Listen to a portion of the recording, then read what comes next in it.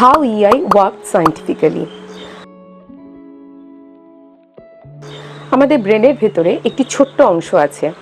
এই অংশটিকে limbic system বলা হয় এবং এটি অনেক বেশি পাওয়ারফুল। এই অংশটিকে আমাদের ইমোশনাল কমান্ড সিস্টেমও বলা হয়। এই অংশের ভেতরে অ্যামিগডালা এবং হিপোক্যাম্পাস নামক কাঠামো অন্তর্ভুক্ত রয়েছে। অ্যামিগডালা যেটিকে আমাদের ইমোশনাল অ্যালার্ম সিস্টেম বলা হয়ে থাকে এবং হিপোক্যাম্পাস যেটি আমাদের মেমোরিকে স্টোর রাখে।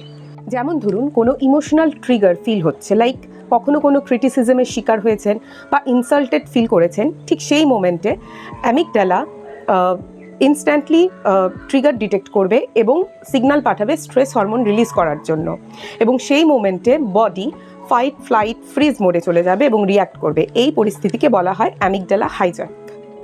ঠিক এই মুহূর্তে তোমাকে তোমার ইমোশনাল ইন্টেলিজেন্স হেল্প করবে।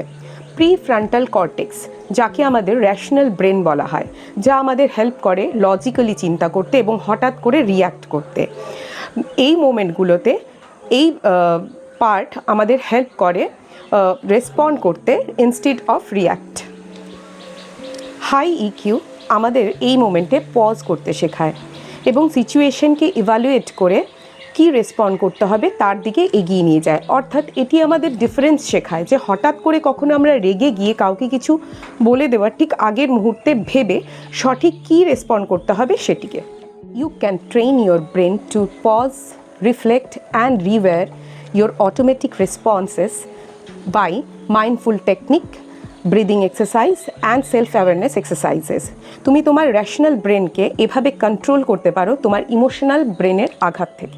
That's the science behind emotional regulation and it is most powerful EQ skill you can build for your better life. Stay tuned with us.